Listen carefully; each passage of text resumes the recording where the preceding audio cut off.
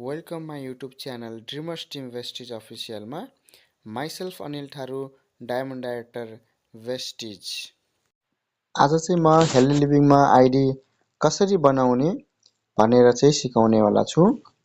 र यसको लागि तपाईले चाहिँ पहिला गुगल क्रोममा जानु होला र सर्च बारमा तपाईले चाहिँ लेख्नु होला वेस्टोन नेपाल भनेर चाहिँ लेखेर चाहिँ सर्च गर्नु होला। जो माथिको तपाईको जो सिलेक्ट नेपाल भनेर आएको छ यसमा चाहिँ क्लिक गर्नु होला। अब तपाईको स्क्रिनमा चाहिँ एउटा फर्म खुलेर आउँछ।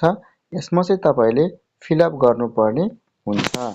यसमा तपाईको पहिला डिस्ट्रिब्युटर टाइटल भनेको छ। यसमा तपाईको नयाँ व्यक्तिको चाहिँ तपाईले यहाँ सिलेक्ट गर्नुपर्ने हुन्छ। जेन्ट्स या लेडिज के हुन्, मिस्टर मिसेस डाक्टर के हुन् त्यो चाहिँ तपाईले सिलेक्ट गर्नुपर्ने छ। जस्तै मैले एकजनाको यहाँ यस्तै मानौ बनाइरहेको छु। अब यसमा मैले अर्को सोधेको छु तल डिस्ट्रिब्युटर फर्स्ट नेम जो तपाईको पहिलो नाम चाहिँ यसमा लेख्नु होला व्यक्तिको। जस्तै मैले यहाँ लेखे वीर अनि मिडल नेम पनि यसैमा लेखे वीर बहादुर र यहाँ चाहिँ लेखे चौधरी र जेन्डर भनेको छ त्यसमा चाहिँ सिलेक्ट गर्नुहोस् मेल फिमेल के हो र त्यसपछि गएर डिओबी भनेको छ उहाँको जन्म मिति तपाईको सिलेक्ट गर्नु होला। जस्तै मैले यहाँ गर्न गइरहेको छु 2000 अगस्तको 15 तारिक। स्पोज भनेको हकदार हो। यसमा चाहिँ तपाईको इच्छाएको व्यक्तिको नाम चाहिँ राख्नु पर्ने हुन्छ। वीर बहादुरको त उहाँको रहेछ मम्मीको नाम सीता चौधरी त मैले यो राखे। यहाँ चाहिँ वीर बहादुरको फादर नेम बुवाको नाम लेख्नु पर्ने हुन्छ। यहाँ चाहिँ मैले लेखे हरि चौधरी र राइट साइडमा जानु छ भने ग्रान्डफादर लेखेको छ यानी हजुरबुवाको नाम।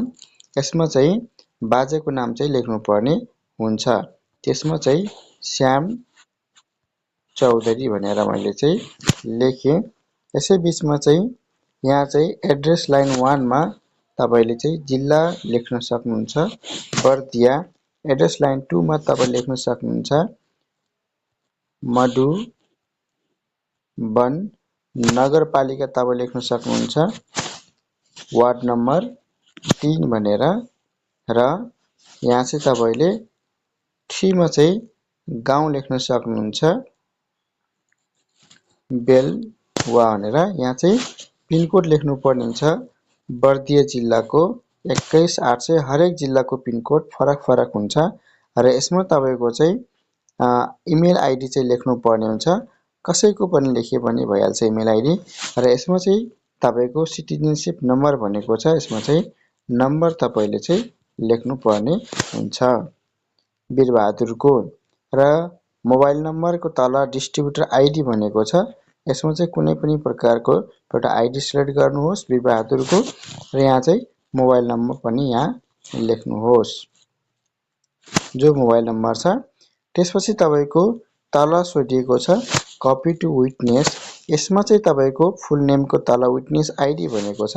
यसमा चाहिँ तपाईको चाहिँ आइडी नम्बर चाहिँ लेख्नु होला।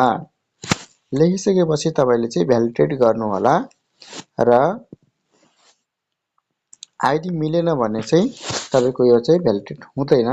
त्यसै बीचमा तपाईको मैले फेरि राख्न गइरहेको छु जो आइडी सही हुन्छ त्यो आइडी तपाईले लेख्नु होला र यसै बीचमा तपाईको यो आइडी नम्बरको नाम पनि लेखेर आउँछ र सानो गोलो घेरामा तपाईको यहाँ छ प्लिज चेकको माथि हैन यो तपाईको गोलोले क्लिक गर्नु होला र यो माथि सारेर टर्म एन्ड कन्डिसन भनेको छ यसलाई क्लिक गरेर अनि ओके गरिदिनु होला।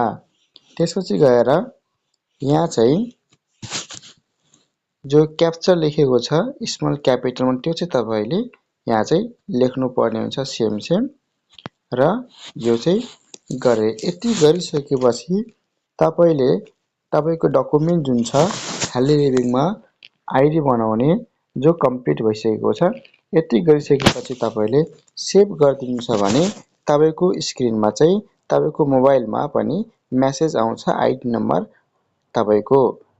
यो भिडियो हेर्नु भएकोमा सबैजनालाई चाहिँ धन्यवाद। यो भिडियो सकेसम्म धेरै आफ्नो टिमलाई चाहिँ शेयर गर्नु होला र यो युट्युब च्यानललाई चाहिँ सब्स्क्राइब गर्न नबिर्सिनु होला।